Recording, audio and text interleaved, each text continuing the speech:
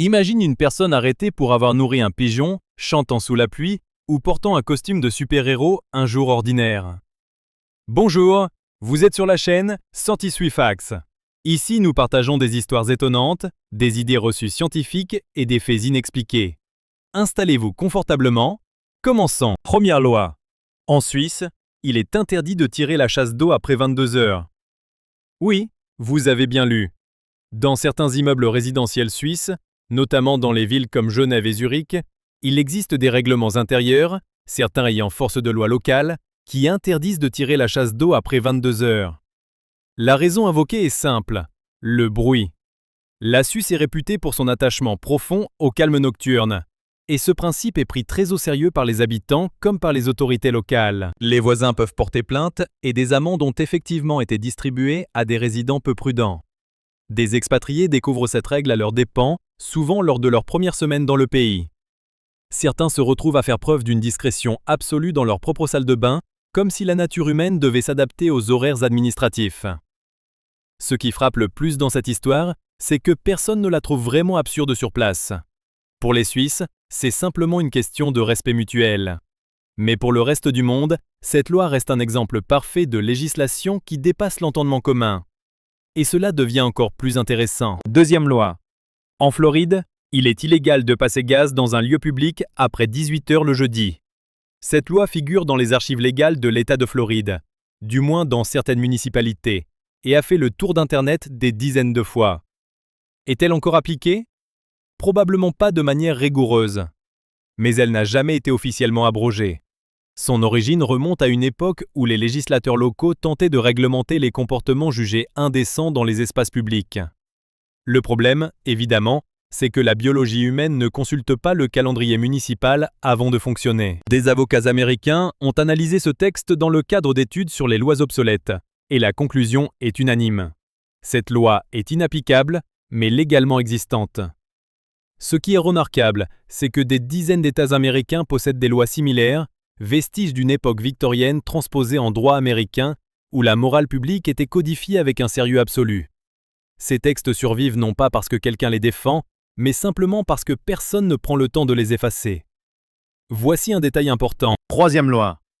Au Royaume-Uni, il est techniquement illégal de mourir au Parlement. C'est l'une des lois les plus célèbres de la liste des absurdités législatives britanniques. Le Parlement de Westminster est classé palais royal, et selon une ancienne réglementation, il est interdit de mourir dans un lieu royal, car cela déclencherait automatiquement le droit à des funérailles d'État. La règle cherchait donc à éviter les complications protocolaires et les dépenses que cela impliquait pour la couronne. En pratique, des personnes sont bien décédées à l'intérieur du bâtiment, des membres du Parlement, des employés, et chaque fois, les autorités ont géré la situation discrètement, parfois en déclarant officiellement le décès à l'hôpital le plus proche, où le corps avait été transporté. Ce contournement légal est lui-même fascinant. Il illustre comment les administrations adaptent la réalité au droit plutôt que le contraire. Cette loi a été élue à plusieurs reprises loi la plus absurde du Royaume-Uni lors de sondages populaires. Et pourtant, elle n'a jamais été abrogée. Et voici ce qui est surprenant. Quatrième loi. En Alabama, il est illégal de porter une glace dans sa poche arrière le dimanche.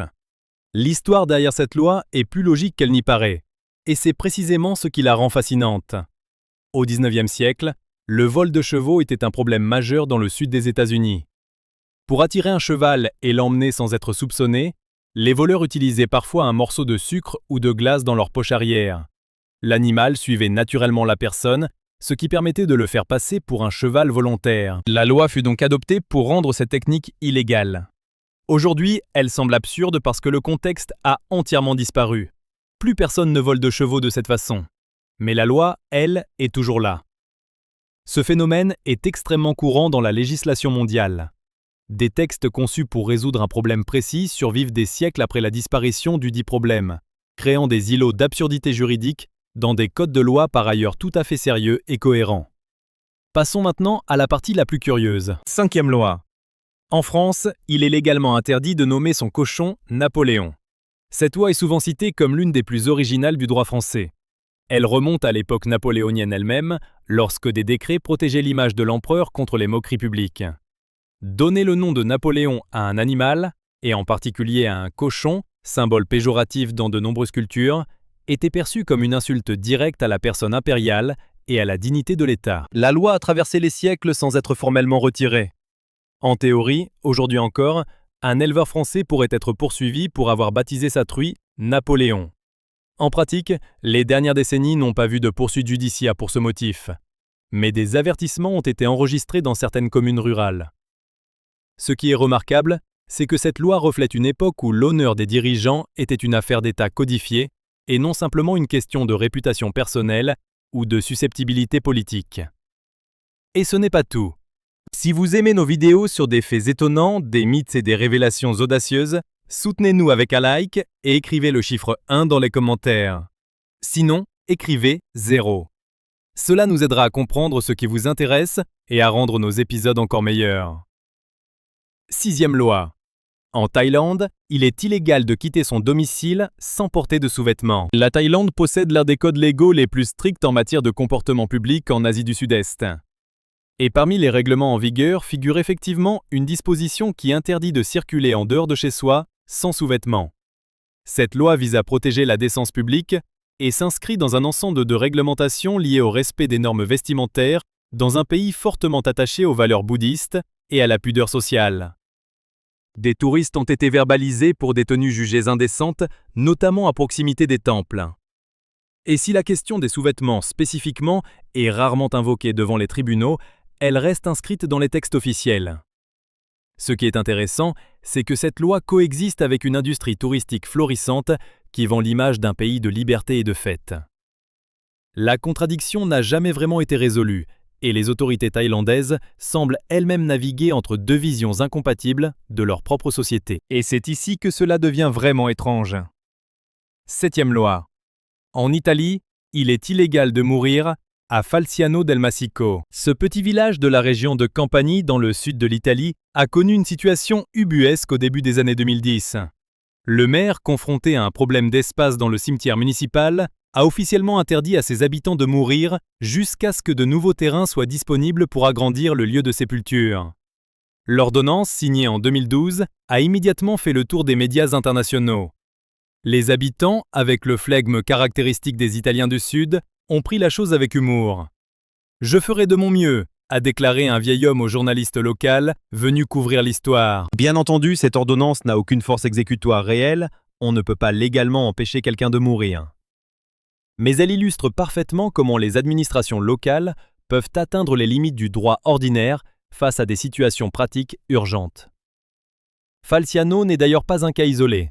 Des dizaines de villages européens ont adopté des mesures similaires, dont plusieurs en Espagne, en Norvège et en France. Approfondissons.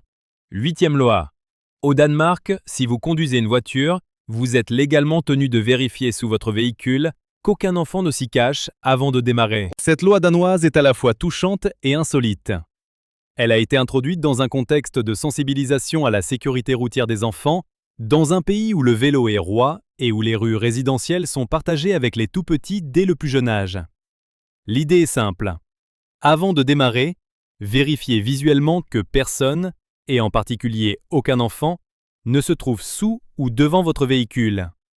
En théorie, ne pas effectuer cette vérification constitue une infraction. En pratique, cette règle est rarement appliquée de manière formelle, mais elle crée une obligation légale de prudence qui va bien au-delà du simple bon sens commun. Des assureurs danois l'ont mentionné dans leurs conditions pour refuser certains remboursements en cas d'accident impliquant un enfant.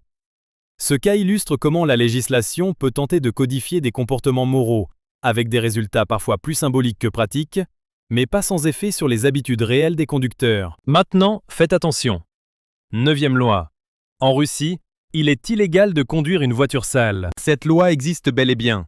La police russe a le droit de verbaliser les conducteurs dont le véhicule est jugé trop sale, en particulier si la saleté rend illisible la plaque d'immatriculation ou masque les fenêtres. Mais dans certaines villes, les forces de l'ordre ont interprété cette règle de manière très large, distribuant des amendes pour des voitures simplement négligées d'aspect extérieur. Des vidéos circulent sur Internet montrant des policiers photographiant des véhicules boueux à Moscou pendant les mois d'hiver, puis verbalisant leurs propriétaires. Ce qui est paradoxal, c'est que la Russie connaît des hivers d'une boue et d'une neige extrême, rendant la propreté des véhicules pratiquement impossible à maintenir pendant des mois entiers. Les conducteurs russes se retrouvent donc dans une situation absurde. Amende pour voiture sale dans un pays où la maintenir propre est climatiquement irréaliste pour la grande majorité des citoyens. Plus un autre détail apparaît. 10e loi. En Californie, il est illégal de conduire une voiture sans conducteur à plus de 60 miles à l'heure. Cette loi, adoptée bien avant l'ère des véhicules autonomes, était à l'origine destinée à réglementer les véhicules tirés par des animaux ou les équipements agricoles en déplacement sur voie publique. Mais à l'heure où les voitures autonomes de Tesla, Waymo et d'autres circulent sur les autoroutes californiennes, ce texte centenaire a pris une dimension entièrement nouvelle et inattendue. Des avocats spécialisés en droit technologique ont souligné que cette loi pourrait théoriquement être invoquée contre les propriétaires de véhicules entièrement autonomes roulant à haute vitesse sans conducteur humain à bord. La Californie a depuis adopté des réglementations spécifiques aux véhicules autonomes. Mais l'ancienne loi n'a jamais été formellement abrogée. Elle coexiste désormais avec les nouvelles réglementations, créant une ambiguïté légale qui alimente des débats animés dans les facultés de droit américaines et les cabinets d'avocats spécialisés en nouvelles technologies. Et voici ce qui soulève des questions. 11e loi. En Australie, il est illégal de changer une ampoule si l'on n'est pas électricien agréé. L'État de Victoria, en Australie, possède une des réglementations en matière d'électricité les plus strictes au monde. Et selon cette réglementation, même changer une simple ampoule à domicile constitue techniquement un acte d'électricité qui doit être réalisé par un professionnel agréé et dûment certifié. Des amendes allant jusqu'à plusieurs milliers de dollars australiens ont été distribuées, principalement à des propriétaires qui effectuaient des travaux non déclarés. Cette loi semble absurde au premier abord, mais elle s'inscrit dans un contexte de sécurité publique réel. L'Australie a connu des incendies domestiques liés à des installations électriques défectueuses, et la réglementation stricte vise à limiter ces accidents. La réalité, c'est que la grande majorité des Australiens changent leur ampoule eux-mêmes sans jamais être inquiétés par les autorités. Mais la loi existe, sa violation reste formellement punissable, et personne ne semble pressé de la modifier ou de l'adapter à la réalité quotidienne des ménages. Mais il existe une autre version. 12e loi. À Singapour, il est interdit de vendre ou d'importer des chewing-gums. Singapour est célèbre pour ses lois strictes, mais celle-ci reste l'une des plus connues à l'international. Depuis 1992, la vente et l'importation de chewing-gums sont interdites sur l'ensemble du territoire. L'origine de cette décision remonte à des problèmes de propreté dans les transports en commun. Des passagers collaient leur gomme mâchée sur les capteurs des portes du métro, provoquant des pannes à répétition qui coûtaient des millions à la ville-État. Le Premier ministre, Lee Kuan Yew, a tranché. Interdiction totale. Les touristes qui arrivent à Singapour avec du chewing-gum dans leur bagage s'exposent théoriquement à une amende. En pratique, la douane ne fouille pas chaque sac pour des raisons aussi mineures. Mais l'importation à des fins commerciales peut valoir des poursuites sérieuses. Depuis 2004, une exception existe pour les chewing-gums thérapeutiques, vendus uniquement en pharmacie sur prescription médicale. Cette nuance révèle que même les lois les plus rigides peuvent s'adapter, mais jamais sans protocole ni contrôle strict. Le point suivant n'est pas moins étonnant. 13e loi. En Grèce, il est interdit de porter des talons hauts dans les sites archéologiques. Cette loi grecque protège les monuments antiques, et c'est tout à fait sérieux. Le ministère de la Culture hellénique a officiellement interdit le port de chaussures à talons pointus sur les sites archéologiques, notamment à l'Acropole d'Athènes, à Delphes et à Épidore. La raison est simple, mais fondamentale.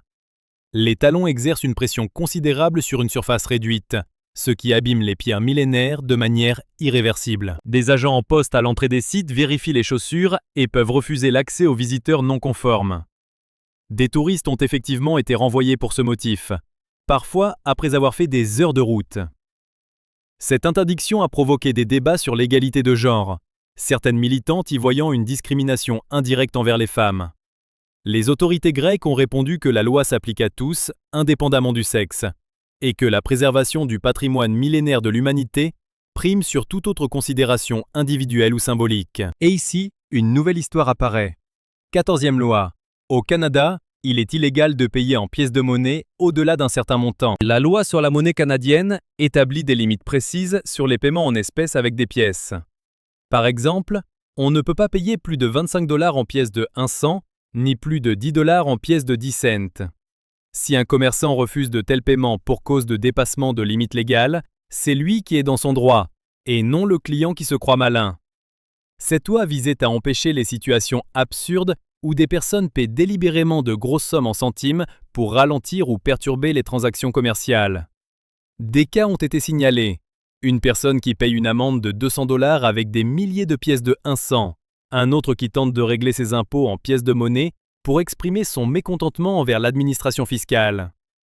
Dans chacun de ces cas, les agents gouvernementaux ont été parfaitement fondés à refuser le paiement et à exiger un autre mode de règlement. Passons à la suite. 15e loi. En Inde, il est illégal de collecter l'eau de pluie sur son propre toit dans certains États. La question de l'eau est devenue une source de tension législative majeure en Inde. Dans plusieurs États, notamment au Rajasthan et dans certaines régions du Maharashtra, des réglementations précisent que l'eau de pluie appartient à l'État et que sa collecte privée sans autorisation constitue une infraction punissable. Cette loi découle d'une longue histoire de conflits sur les ressources hydriques dans un pays où des centaines de millions de personnes n'ont pas accès à l'eau courante. Paradoxalement, certains de ces mêmes États ont ensuite adopté des politiques encourageant activement la collecte des eaux de pluie pour lutter contre les sécheresses récurrentes et la surexploitation des nappes phréatiques. Cette contradiction illustre la complexité des systèmes législatifs dans les grandes fédérations. Une loi nationale peut entrer en conflit direct avec une politique régionale, laissant les citoyens dans une incertitude permanente quant à leurs droits réels sur les ressources naturelles qui tombent littéralement du ciel. Et voici ce qui est vraiment intéressant. 16e loi. Au Japon, il est illégal d'être trop gros. En 2008, le Japon a adopté ce qui est communément appelé la loi Metabo. Le nom officiel est plus sobre, il s'agit d'une réglementation de santé publique imposant aux entreprises de mesurer le tour de taille de leurs employés lors des bilans de santé annuels obligatoires. Les hommes de plus de 85 cm de tour de taille et les femmes dépassant 90 cm sont considérés comme présentant un risque métabolique documenté. Les entreprises dont trop d'employés dépassent ces seuils sont pénalisées financièrement par l'État. Cette loi a été fortement critiquée à l'international pour ses implications en matière de discrimination corporelle et d'atteinte à la vie privée. Au Japon, elle a été accueillie avec une certaine résignation pragmatique, typique de la culture du pays. En pratique, elle a conduit certaines entreprises à mettre en place des programmes de bien-être obligatoires, des coachs sportifs salariés et des cantines à menus calculés médicalement, transformant l'entreprise en véritable gestionnaire de la santé physique de ses employés. Le détail suivant pourrait vous surprendre. 17e loi. En Espagne, il est illégal de faire la sieste dans certaines communes. Alors que la sieste est culturellement associée à l'Espagne dans l'imaginaire collectif du monde entier, certaines villes espagnoles ont commencé à en limiter l'usage. À Ador, une petite commune de la communauté valencienne, il a été officiellement interdit de déranger la sieste des habitants entre 14h et 16h, y compris pour les commerçants et les livreurs qui souhaitaient faire du bruit dans les rues. Mais dans d'autres villes, les règlements de copropriété ont inversé la tendance, interdisant les siestas bruyantes qui dérangent les voisins. Des conflits entre propriétaires ont dégénéré en poursuites judiciaires, avec des expertises acoustiques commandées par les tribunaux pour mesurer le volume des ronflements à travers les murs mitoyens. Ce paradoxe espagnol, légiférer pour protéger la sieste tout en interdisant celle qui dérange, capture à merveille l'absurdité tranquille des réglementations locales dans leur forme la plus pure et la plus humaine. Mais il y a une nuance. 18e loi.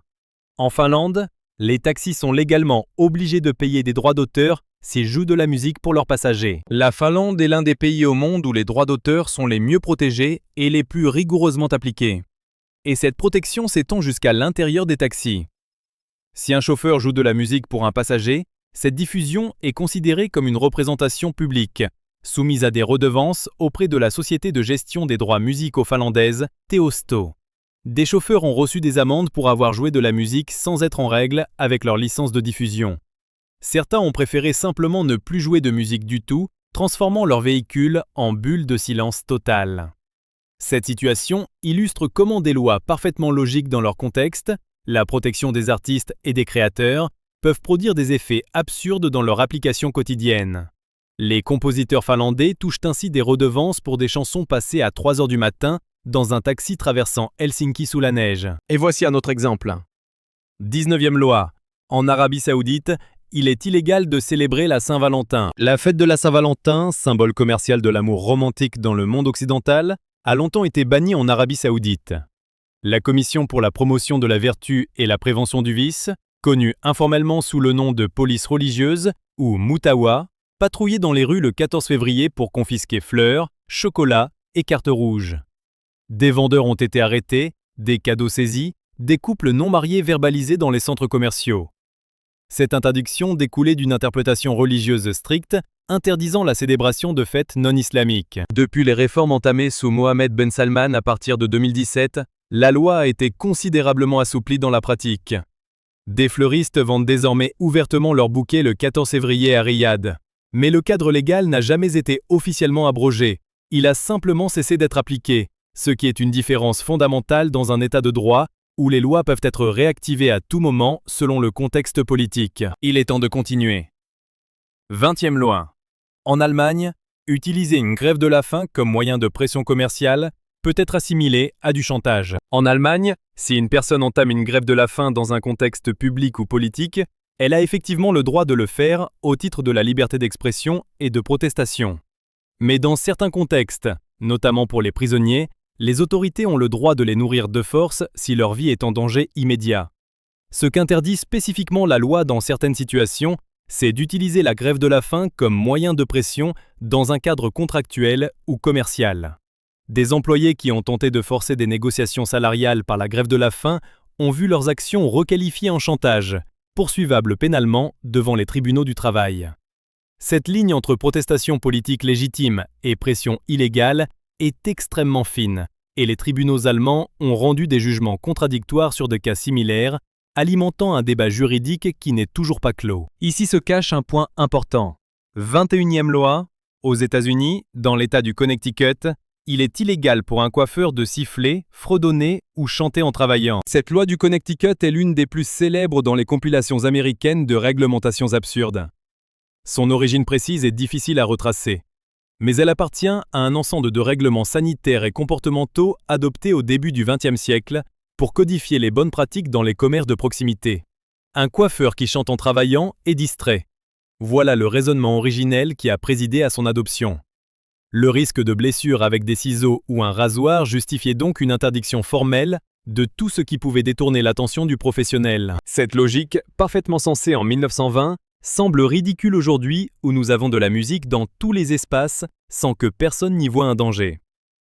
Pourtant, la loi existe toujours dans les archives légales du Connecticut. Des barbiers locaux, interrogés par des journalistes sur le sujet, ont unanimement répondu avec le même sourire. « Je fredonne tous les jours et personne ne m'a jamais rien dit. » Et voici ce qui est généralement passé sous silence. 22e loi. Au Mexique, il est illégal d'utiliser un vélo dans certaines zones urbaines sans permis spécifique. La ville de Mexico a adopté à plusieurs reprises des réglementations tentant de contrôler l'usage des vélos dans ses artères les plus encombrées.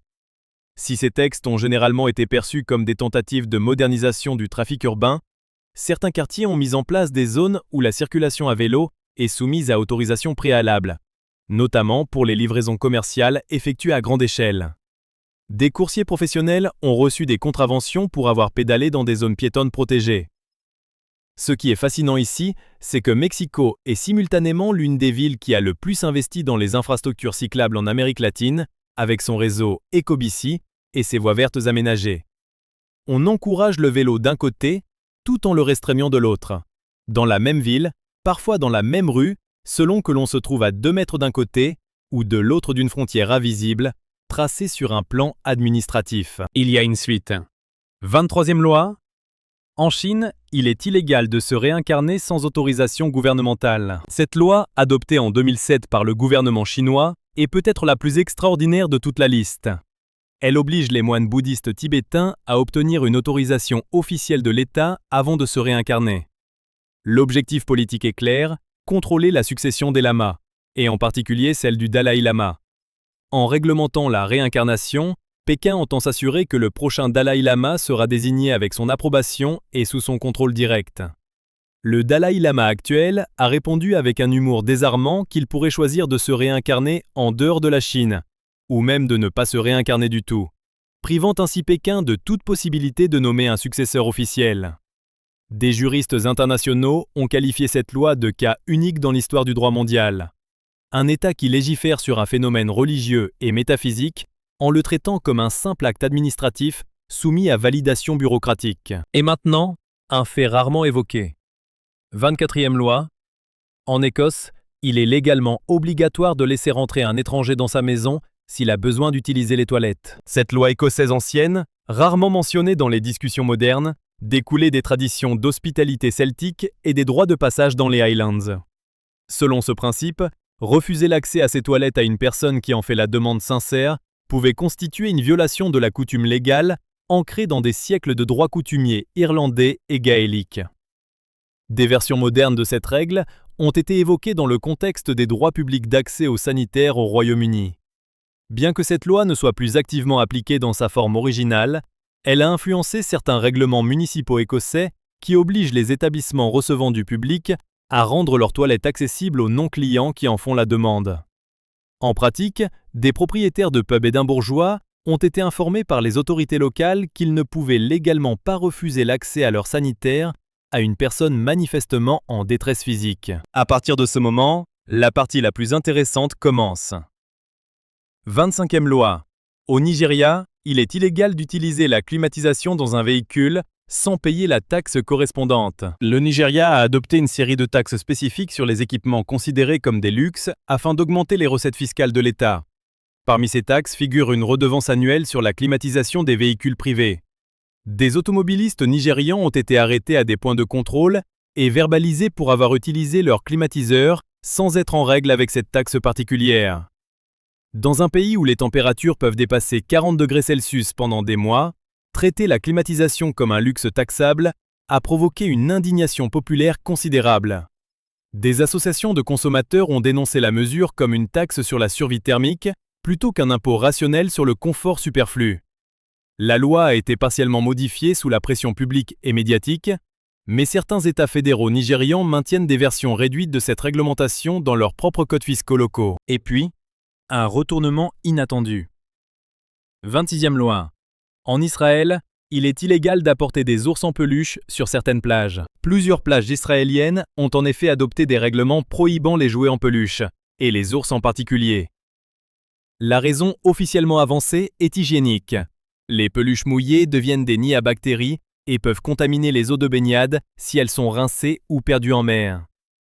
Des agents de plage à Tel Aviv ont effectivement confisqué des peluches à des enfants, provoquant des scènes de larmes filmées et partagées sur les réseaux sociaux. Ces images ont suscité une vague d'indignation internationale. En réponse, certaines municipalités ont précisé que la règle visait uniquement les peluches utilisées comme flotteurs ou engins de baignade, et non les jouets simplement portés sur le sable. Ce flou entre règlements sanitaires et applications rigides illustre un problème universel. Les lois imprécises laissent trop de place à l'interprétation arbitraire des agents chargés de les faire respecter, avec des résultats parfois absurdes et des conséquences émotionnelles bien réelles pour les personnes concernées. Ce moment change tout. 27e loi. En Suède, il est illégal de peindre sa maison sans permis municipal. En Suède, tout projet de rénovation extérieure d'une propriété privée nécessite une autorisation municipale préalable. Changer la couleur de façade de sa maison, y compris sur sa propriété privée, peut nécessiter un permis en fonction de la commune et du règlement du plan local d'urbanisme. Des propriétaires suédois ont reçu des amendes et ont dû faire repeindre leur maison à la couleur originale après avoir choisi une teinte jugée non conforme au patrimoine visuel du quartier. Dans les villes historiques comme Gamla stan à Stockholm, ces règles sont extrêmement strictes. Chaque couleur de bâtiment est archivée dans des registres municipaux et toute déviation peut faire l'objet d'un recours administratif. Ce système peut sembler tyrannique à des yeux étrangers, mais il a permis de conserver l'harmonie visuelle remarquable des centres-villes suédois. Une harmonie qui attire chaque année des millions de touristes et contribue directement à l'économie locale. La beauté collective a un prix, et ce prix se paie parfois en formulaires administratifs. Examinons le point suivant. 28e loi. En Iran, il est illégal de posséder un chien comme animal de compagnie dans un appartement. L'Iran a adopté des réglementations strictes concernant la possession d'animaux domestiques, en particulier les chiens, dans les environnements urbains. Le chien est traditionnellement considéré comme impur dans l'interprétation dominante du droit islamique chiite, et sa présence dans les espaces partagés d'un immeuble peut être jugée contraire aux règles sanitaires et religieuses en vigueur. Des propriétaires d'appartements à Téhéran ont reçu des avertissements officiels et certains ont été contraints de placer leurs animaux dans des refuges ou chez des amis vivant en maison individuelle à la périphérie de la ville. Paradoxalement, posséder un chien est très populaire parmi la bourgeoisie iranienne urbanisée, qui contourne souvent la règle en toute discrétion. Ce phénomène illustre comment des lois peuvent devenir des marqueurs d'appartenance sociale et politique. Les respecter ou les contourner distingue ceux qui adhèrent au système de ceux qui résistent passivement à une réglementation qu'ils considèrent comme injuste. Avançons. 29e loi. Aux Philippines, certains véhicules ne peuvent pas circuler certains jours selon leur numéro d'immatriculation. Manille est l'une des villes les plus embouteillées au monde, et pour tenter de résoudre ce problème chronique, les autorités ont mis en place le système dit de number coding, un système de restriction par numéro d'immatriculation selon les jours de la semaine. Ce système interdit à certains véhicules de circuler pendant les heures de pointe selon le dernier chiffre de leur plaque minéralogique.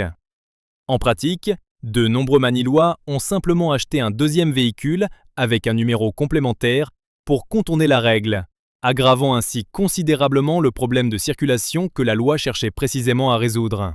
Ce cas est régulièrement cité dans les études d'urbanisme et de gestion du trafic comme un exemple classique de contre-effet légal. Une loi qui produit l'exact opposé de son objectif initial. Non pas par malveillance, mais par une sous-estimation systématique de la capacité d'adaptation des citoyens face aux contraintes administratives. Maintenant, ce qui est souvent caché. 30e loi. Au Zimbabwe, il est illégal de faire de mauvaises plaisanteries sur le président. La loi sur l'insulte au chef de l'État est l'une des plus utilisées en Afrique subsaharienne pour museler la presse et les opposants politiques. Au Zimbabwe, sous Robert Mugabe, des journalistes et de simples citoyens ont été emprisonnés pour avoir publié des blagues ou des caricatures jugées offensantes envers le président. Certains cas impliquaient des messages privés envoyés par téléphone portable qui avaient été interceptés par les services de renseignement.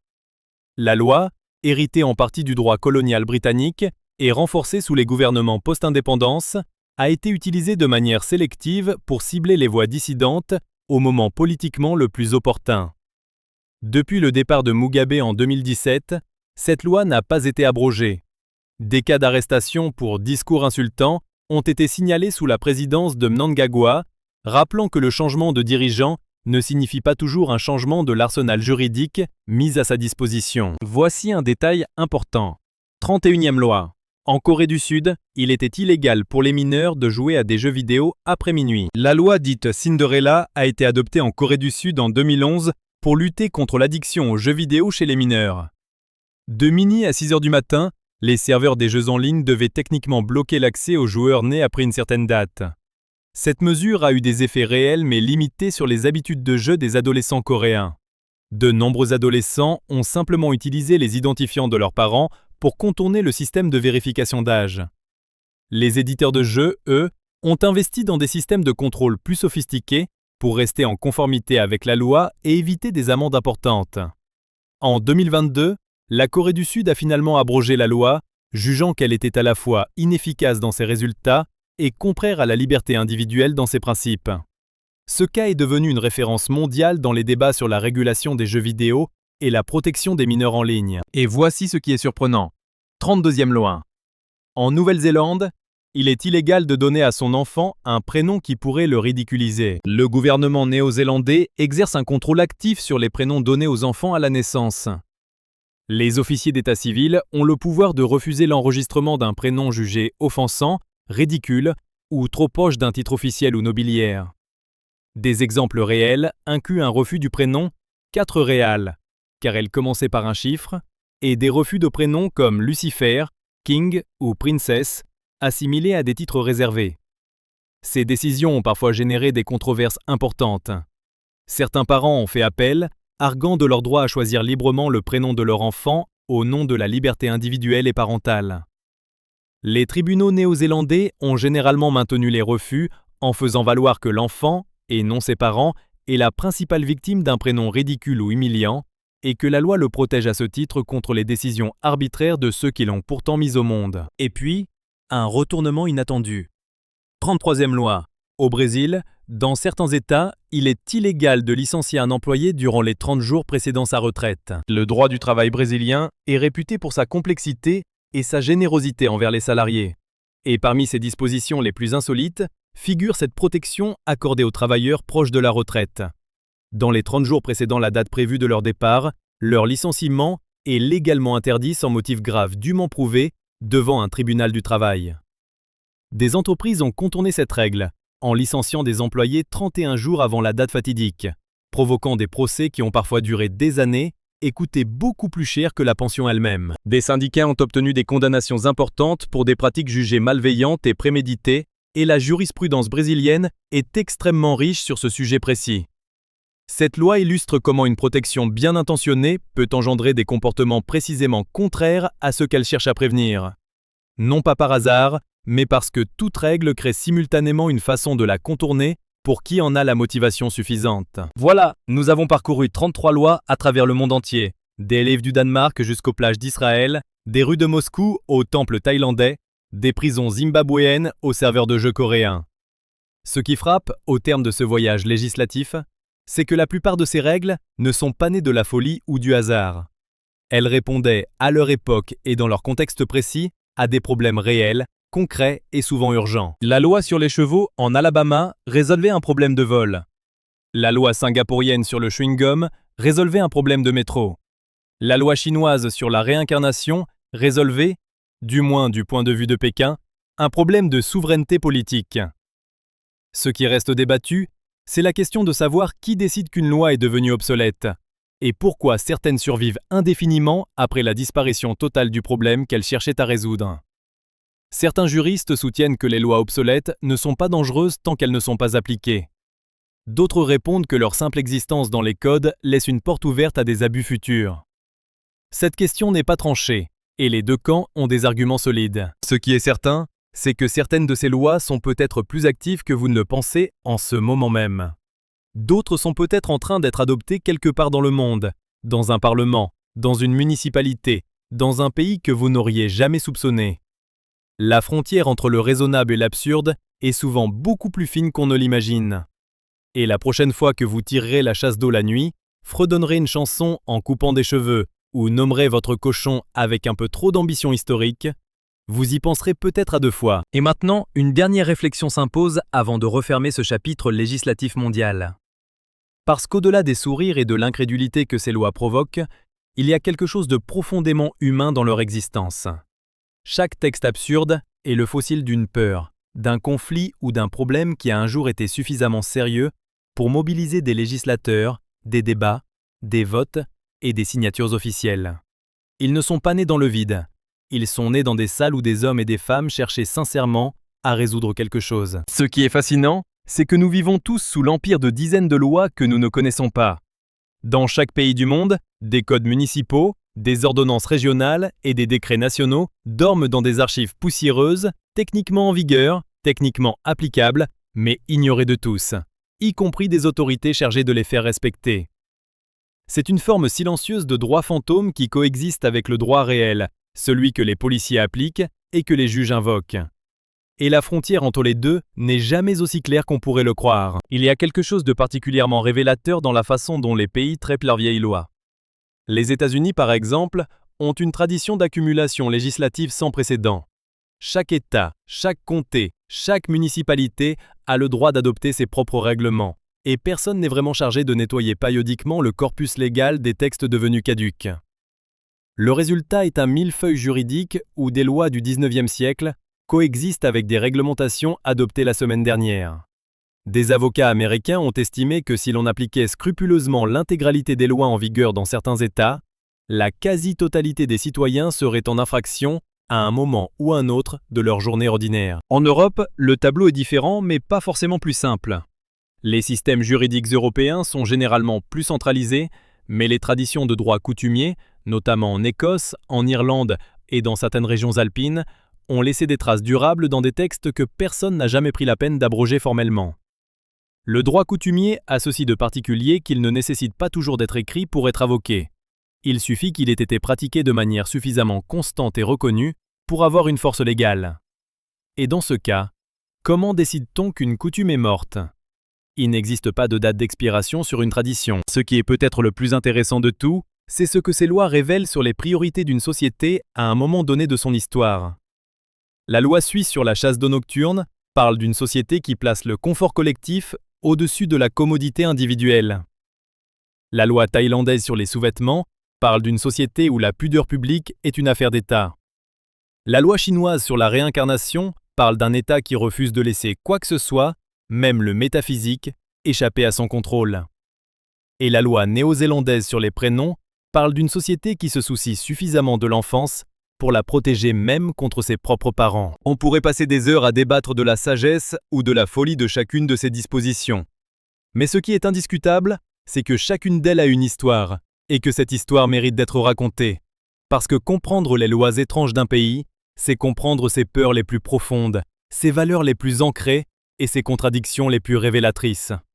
C'est lire entre les lignes d'un code civil ou pénal, comme on lirait entre les lignes d'un roman, en cherchant non pas ce qui est dit, mais pourquoi cela a été dit, à quel moment et pour qui. Et puis, il y a une dernière dimension que nous n'avons pas encore abordée, celle des lois absurdes qui deviennent soudainement pertinentes à cause de circonstances imprévisibles.